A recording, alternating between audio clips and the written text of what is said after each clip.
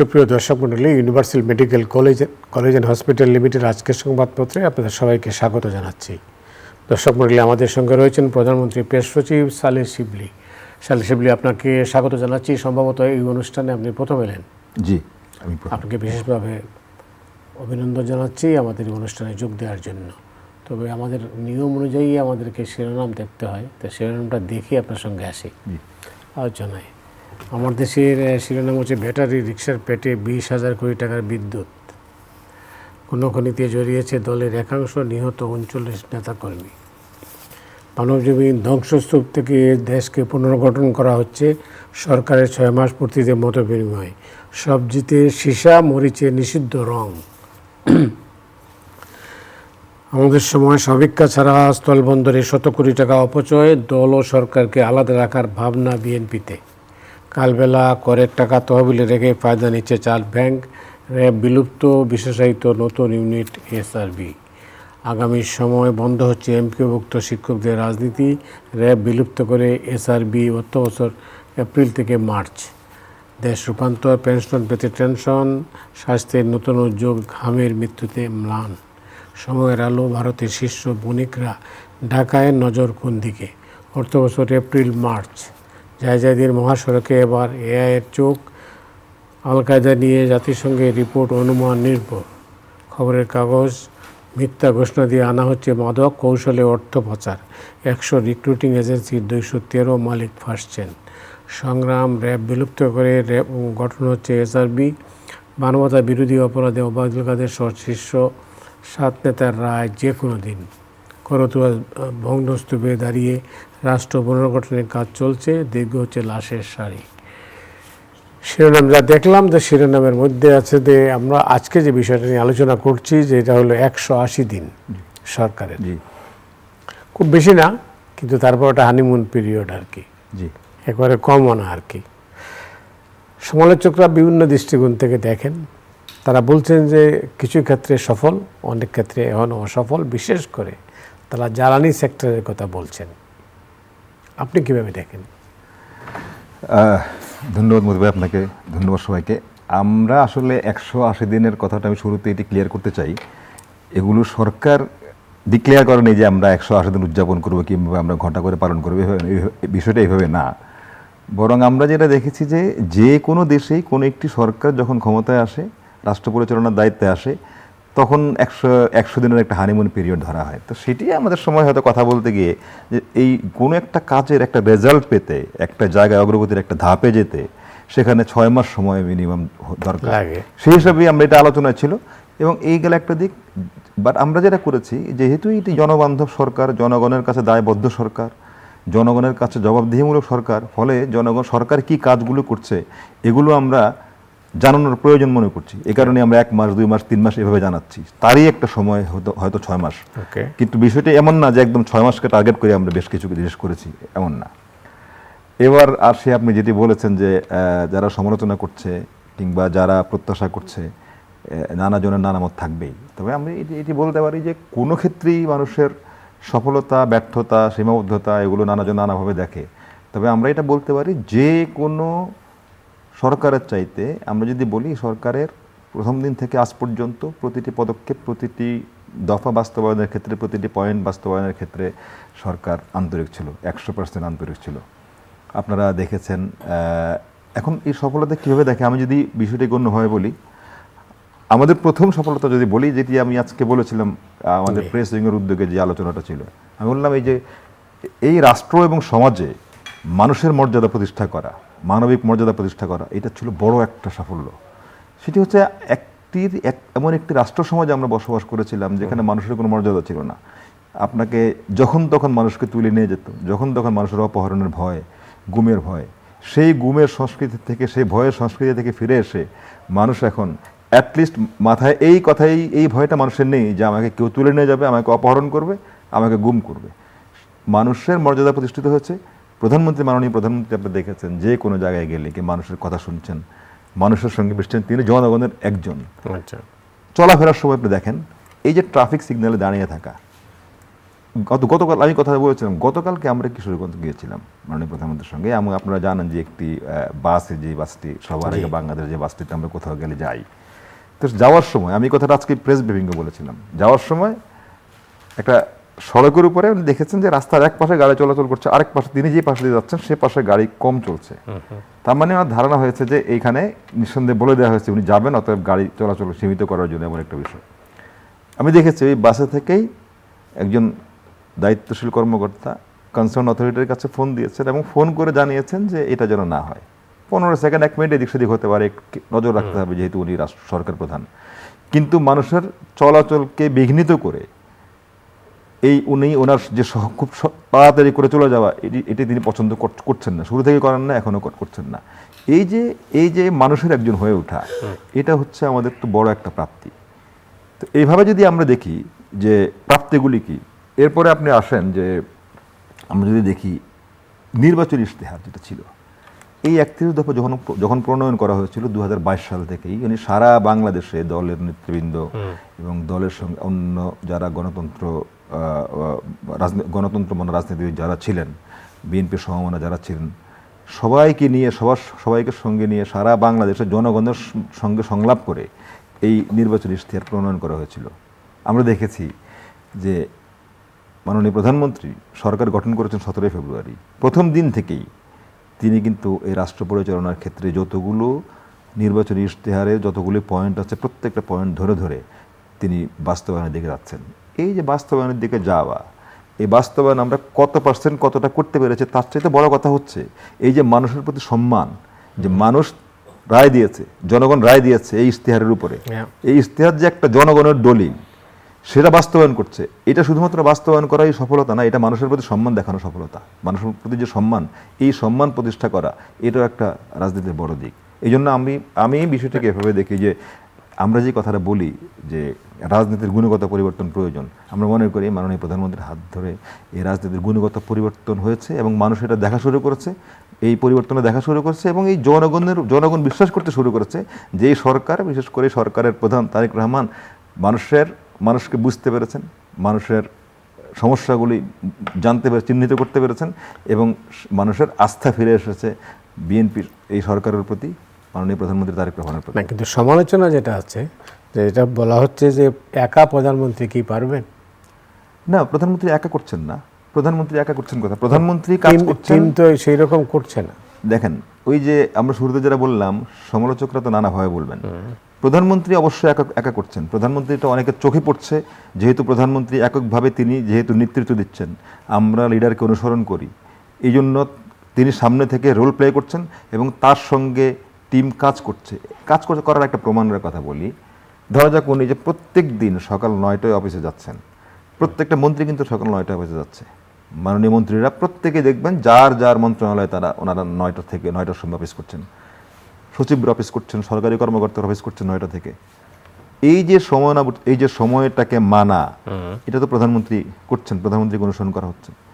আপনি দেখবেন যে মাননীয় প্রধানমন্ত্রী নিজের গাড়িটা চালাচ্ছেন, নিজের সরকারি গাড়ি নিচ্ছেন না এবং উনি ট্রাফিক আইন মেনে চলছেন। আপনি দেখবেন যে প্রত্যেকজন মন্ত্রী ওনাদের কিন্তু এখন আর কোনো পুলিশ গার্ড নেই, সেই প্রোটোকল প্রত্যাহার করা হয়েছে। তো সব জায়গা থেকে উনি যেটা করছেন প্রত্যেকে তাকে অনুসরণ করছেন এবং আপনারা দেখবেন যে এই 6 মাসে কোনো মন্ত্রী, একজন মাননীয় মন্ত্রী যারা যেখানে আছেন, আপনারা এখন পর্যন্ত এমন বড় ধরনের স্খলন কাউকে পাচ্ছেন না যেটা নিয়ে মানুষ কথা বলবে, যেটা নিয়ে আমরা এই উপসংহারে আসতে বাধ্য হব যে প্রধানমন্ত্রী এককভাবে এগুচ্ছেন এবং তাকে ওনার টিম ফলো করতে পারছে না। এইটা এস্টাবলিশ করার মতো এখন পর্যন্ত আমরা কিন্তু কোনো এভিডেন্স পাইনি। বলা হচ্ছে যে মন্ত্রিসভার সাইজ দিয়ে শুরুতে বলা হয়েছিল যে সাইজটা হবে ছোট, কিন্তু শেষে এটা করতে দিয়ে অনেক বড়, মানে কি আর কি যেটা বলা হয়ে থাকে যে এটা বিশাল মন্ত্রিসভা, খরচের দিক থেকেও বেশি এবং পারফরমেন্সের দিক থেকেও সবার জন্য, এটা তো আপনি জানেন, অনেকেই সফল হয়েছেন, অনেকেই ব্যর্থ হয়েছেন, এটা পরিষ্কার। কিন্তু এই ব্যাপারে কি প্রধানমন্ত্রী কোনো উদ্যোগ নেবেন, যে এই ব্যাপারে কার্যকর কোনো পদক্ষেপ নেবেন? আবারও বলি যে কোন মন্ত্রী সফল হয়েছেন, কোন মন্ত্রী ব্যর্থ হয়েছেন, এটি তো জনগণ একভাবে বিচার করবে। মাননীয় প্রধানমন্ত্রীও প্রত্যেক মন্ত্রীর সঙ্গে কথাবার্তা বলছেন, যাকে যেই মন্ত্রীকে যে টাস্ক দেওয়া হয়েছে সেটি উনি দেখছেন। ওনার সামনে তো অবশ্যই সেই ফাইলটি আছে যে কোন মন্ত্রীর পারফরমেন্স কেমন করে। কিন্তু দেখুন, আপনি প্রত্যেকের পারফরমেন্স 100% পাবেন না। আবার কোনো কোনো পারফরমেন্স, যারা আজকে কাজটা শুরু করেছেন, এটা রেজাল্টটা দৃশ্যমান হতে 3 মাস সময় লাগে। এই যে আপনি ধরেন এখন পর্যন্ত 70 লাখের বেশি ফ্যামিলি কার্ড পেয়েছে, নেক্সট পেজে আরও বাড়বে। ফ্যামিলি কার্ডটা ঠিকমতো দেওয়া হচ্ছে, কৃষক কার্ডটা দেওয়া হচ্ছে, ইমাম মুয়াজ্জিন এবং অন্যান্য ধর্মগুরু যারা আছে তাদেরকে দেওয়া হচ্ছে, স্পোর্টস কার্ড দেওয়া হয়েছে, প্রবাসী কার্ড দেওয়া হবে। এই যে এত বড় কর্মযোগ্য এই কাজগুলি করা হচ্ছে। আমি আপনাকে আরেকটা কথা বলি, এই যে ধরা যাক আমরা সাফল্যটা কিভাবে দেখি, এই যে আমাদের ছেলেমেয়েরা যাতে পড়াশোনার পাশাপাশি খেলাধুলা করতে পারে, এটার জন্য যে পরিকল্পনা নেওয়া হয়েছে আমরা হয়তো অনেকে জানি না। প্রত্যেকটা উপজেলায় 10 বিঘা করে জমি, অর্থাৎ একটা করে মাঠ বের করার জন্য ইতিমধ্যেই কনসার্ন মন্ত্রণালয় থেকে জেলা প্রশাসককে চিঠি দেওয়া হয়েছে একটা জমি বের করে দেওয়ার জন্য। তার মানে প্রত্যেকটা উপজেলায় এই যে একটা মাঠ বের করে দেয়া, এই মাঠ যদি বের করে এখানে যদি একটা স্পোর্টস ফিল্ড করে দেওয়া যায় প্রত্যেকটা উপজেলায়, আমরা এটার রেজাল্টটা 6 মাস হতে পাবো না, কিন্তু 1 বছরের মধ্যে আমরা রেজাল্ট পাবো, যা আমাদের সন্তানেরা যখন স্কুল কলেজ মাদ্রাসা থেকে ফিরবে তারা যেন এসে খেলতে পারে, তাদের খেলাধুলা করতে পারে, এটার জন্য একটা জায়গা, এটা একটা বড় কাজ। এরপরে দেখেন আরেকটা কাজের কথা বলি, আমি এই কথাটা আজকে বলেছি। আমাদের প্রত্যেকটা উপজেলায় মরহুমা দেশনেত্রী বেগম খালেদা জিয়া সরকারের সময় এটা 50 বেডে উত্তীর্ণ করা হয়েছিল। এর আগে শহীদ রাষ্ট্রপতি জিয়াউর রহমানের সময় এটা যখন স্থাপিত হয়েছিল তখন 30 বেড ছিল। আর এখন এসে এই সরকারের সময়, বর্তমান তারেক রহমান সরকারের সময়, প্রত্যেকটা উপজেলা হাসপাতালগুলোকে 151 বেডে উত্তীর্ণ করার সিদ্ধান্ত নেওয়া হয়েছে। এটা একটা বড় কাজ। তো এই জন্য আমি বলি যে এই কাজগুলো তো নিঃসন্দেহে মাননীয় প্রধানমন্ত্রী করছেন, সিদ্ধান্ত দিচ্ছেন এবং এগুলি বাস্তবায়ন করছেন, মন্ত্রীরা বাস্তবায়ন করছেন, সরকারের কর্মকর্তাদেরকে সাথে নিয়ে এবং জনগণকে সঙ্গে নিয়ে করছেন। বিশেষ করে মানে অর্থনীতিতে কিন্তু পুরোপুরি গতি আসেনি, কারণ অর্থনৈতিক সংকট তীব্র, বিশ্বব্যাপী একই অবস্থা। আর আরেকটা হচ্ছে যে বাংলাদেশের জ্বালানি সেক্টরে যতটুকু মানে ঝামেলা হচ্ছে, মানুষের মধ্যে কষ্ট হচ্ছে, যেখানে মাননীয় প্রধানমন্ত্রী দুঃখ প্রকাশ করেছেন মানে বিদ্যুতের জন্য ও গ্যাসের জন্য যে অবস্থাটা, এটার কোনো মানে এইটার জন্য তো আর 3 মাস 6 মাসের ব্যাপার না। এখন তো একটা সংকট চলছে, এই সংকট মোকাবেলায় সরকার কি করছে? দেখেন, প্রথম কথা হচ্ছে এই যে আপনি শুরুতে বললেন যে মাননীয় প্রধানমন্ত্রী দুঃখ প্রকাশ করেছেন, এটা তো আমরা সবাই জানি যে টাকা থাকলেই আমি গ্যাস কিনতে পারবো না, টাকা থাকলেই গ্যাসটা আনা সম্ভব না। তার আগে আজকে যে কথাটা সবাই বলছেন, আমি মানবজীবন পত্রিকা, আপনাদের পত্রিকা দেখেছিলাম যে বাংলাদেশ পুনর্গঠনের যে যাত্রা শুরু হয়েছে, এই সরকার যখন দায়িত্ব নিয়েছে রাষ্ট্র পরিচালনার, একটা ভঙ্গুর অর্থনীতি, একটা বিভাজিত প্রশাসন, একটা আইন শৃঙ্খলা পরিস্থিতির অবনতি, এমন একটা ভঙ্গুর অবস্থায় দায়িত্ব নিয়ে হঠাৎ করেই কিন্তু সমস্ত কিছু চেঞ্জ করে দেওয়া সম্ভব না। এই গ্যাস বিদ্যুতের যে সমস্যার কথা আছে, মাননীয় প্রধানমন্ত্রী দুঃখ প্রকাশ করে, আমি যেটা বলতে পারি, আজকেও ক্যাবিনেট মিটিংয়ে সিদ্ধান্ত নেওয়া হয়েছে যে নতুন করে এলএনজি গ্যাস কেনার জন্য 2 কার্গো কেনার জন্য সিদ্ধান্ত নেওয়া হয়েছে। গভর্নমেন্ট আসলে এই বাংলাদেশটাকে একটা ঋণ নির্ভর এবং একটা আমদানি নির্ভর রাষ্ট্রে পরিণত করা হয়েছিল। তো সেই আমদানির ক্ষেত্রে গত ফ্যাসিবাদের সময় কিংবা এরপরেও এই সমস্যাগুলির, এই সংকটটাকে মোকাবেলা করার জন্য কোনো স্থায়ী ব্যবস্থা নেওয়া হয়নি। ফলে বর্তমান সরকার যে কাজটা করছে যে চলতি সময়টাকে ফেস করার সঙ্গে সঙ্গে একটা স্থায়ী সমাধানের দিকে যাওয়া, যাতে করে আমরা ভবিষ্যতে বড় ধরনের কোনো সংকটে না পড়ি। এই জন্য একটু সময় লাগবে এই পুরো পরিস্থিতি দেখার জন্য। তবে পুরো প্ল্যানটা আগামীতে যেই আসন্ন সংসদ অধিবেশন, সেখানে মাননীয় প্রধানমন্ত্রী আগামী 10 বছরের এই সেক্টরে বিস্তারিত প্ল্যানটা উনি বলবেন। এই 6 মাসে বিরোধী রাজনীতি কেমন ছিল? দেখেন, শুরু থেকে আমরা যেটা বলেছি যে এই যে হাজারো বীর ছাত্র জনতার রক্তের মাধ্যমে যে বাংলাদেশটা ফ্যাসিবাদ মুক্ত হয়েছে, বাংলাদেশ আবার গণতন্ত্রের ধারায় ফিরেছে, এই বাংলাদেশটাকে যদি আমরা গড়তে হয়, মানুষ গণতন্ত্রের জন্য জীবন দিয়েছে, গণতান্ত্রিক শাসনের জন্য, বাক স্বাধীনতার জন্য জীবন দিয়েছে, তো সরকার তো এককভাবে যদি চায় এককভাবে চালাবে না। এই গণতন্ত্রের জন্য, যে গণতন্ত্রের জন্য হাজারো মানুষ জীবন দিয়েছে, সেই সংস্কৃতিকে, গণতান্ত্রিক সংস্কৃতিকে লালন করার জন্যই আমাদের দরকার অপোজিশন। তো সরকার যেমন দায়িত্বশীল আচরণ করবে, বিরোধী দলেরও কিন্তু দায়িত্বশীল আচরণ করাই দরকার। তো আমরা দেখেছি সাম্প্রতিক সময়ে যে বলা হয় যে আরেকটা বিপ্লব হয়ে যাবে, আরেকটা বিপ্লব হবে। তা আমার কাছে তখন মনে হয় যে আসলে বিপ্লব তো আর প্রত্যেক দিন হয় না, প্রত্যেক মাসে, প্রত্যেক 6 মাসে যদি হয় সেটা বিপ্লব হয় না। তো আমরা যখন এই কথাটা বলি তখন বুঝতে হবে যে বিরোধী দলের দায়িত্বশীল আচরণ কিনা এটাও যারা বাংলাদেশের গণতন্ত্রকে আমি জনগণ মূল্যায়ন করবে। তবে আমরা শুরু থেকে দেখেছেন মাননীয় প্রধানমন্ত্রী সংসদে দাঁড়িয়ে বলেছেন যে কোনো ক্ষেত্রে, যে কোনো বিষয়ে আপনার বিরোধী দল যারা আছে জাতীয় সংসদে তাদেরকে কিন্তু ইনক্লুড করেই উনি সিদ্ধান্ত নিচ্ছেন।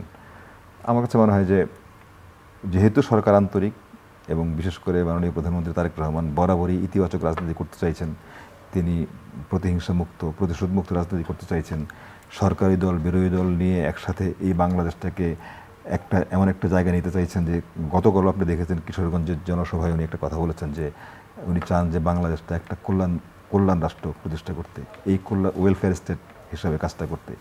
এই ওয়েলফেয়ার স্টেটের ধারণাটা হচ্ছে যে রাষ্ট্র তার সাধ্য সামর্থ্য অনুযায়ী প্রত্যেকটা শ্রেণী পেশার নাগরিকদেরকে সহায়তা দেবে, আবার নাগরিকরাও সরকারের প্রতি, রাষ্ট্রের প্রতি যে দায় দায়িত্ব আছে সেগুলো পূরণ করবে। অর্থাৎ সরকার এবং জনগণ একে অপরের উপরে আস্থা, বিশ্বাস এবং দায়িত্ব পালনের মধ্য দিয়ে একটি সুন্দর রাষ্ট্র বাংলাদেশ গড়তে চায়। সেই ধরনের একটি ওয়েলফেয়ার স্টেট গভর্নমেন্ট চাইছেন, মাননীয় প্রধানমন্ত্রী চাইছেন।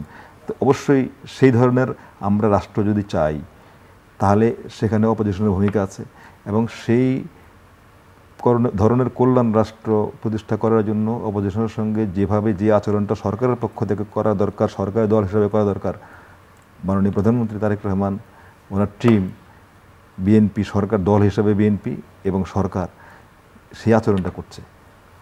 কিন্তু সবচেয়ে বড় কি হচ্ছে যে সরকার এবং বিএনপি এবং সরকার এক হয়ে গেছে, একাকার হয়ে গেছে, যেটা বাংলাদেশের রাজনীতিতে, যেটা বিশেষ করে আওয়ামী লীগের ক্ষেত্রে দেখা গেছে সরকারের পতনের সঙ্গে সঙ্গে আওয়ামী লীগেরও পতন হয়েছে।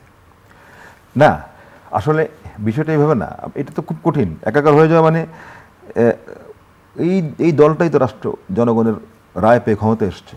তাহলে যদি এই দলটা যদি জনগণের রায় পেয়ে ক্ষমতায় আসে, তাহলে এই দল যখন যারা পরিচালনা করবেন, এই দলের যারা প্রধান সমর্থক, এই সারা বাংলাদেশে তো ছড়িয়ে ছিটিয়ে আছে। তো দল তো দলের কাজ করছে, দলের সবাই তো সরকারের অংশ না। দলটা হচ্ছে সরকার গঠন করেছে, কিন্তু দলের সবাই তো সরকারের অংশ করছে না। দলের যারা যেখানে যে কাজটা করার সেই কাজটা করছে। আমি একটা উদাহরণ দিয়ে একটু বলি। এই যে ফ্যামিলি কার্ডটা দেওয়া হচ্ছে, আপনি দেখবেন এই ফ্যামিলি কার্ডটা কিন্তু দল দিচ্ছে না। সারা বাংলাদেশে বিএনপি প্রত্যেকটা ইউনিয়ন পর্যন্ত, প্রত্যেকটা ঘরে ঘরে বিএনপি সমর্থক আছে, যোগ্য মানুষ আছে। তাহলে তো সরকার যদি একাকার হয়ে গেছে, এটা আমরা তখন বলতে পারতাম যদি দেখতাম যে ফ্যামিলি কার্ডটা দলের মাধ্যমে দেওয়া হচ্ছে। দল কিন্তু দলের মাধ্যমে দেওয়া হচ্ছে, দলের অ্যাক্টিভিটিস তো নেই। হ্যাঁ, দলের অ্যাক্টিভিটিস নেই হচ্ছে যখন একটা দল বিরোধী দলে থাকে তখন যে ধরনের অ্যাক্টিভিটি, আর যখন সরকারি দলে থাকে সেই ধরনের অ্যাক্টিভিটি, এটা তো পার্থক্য, গুণগত পার্থক্য আছে দুটার মধ্যে।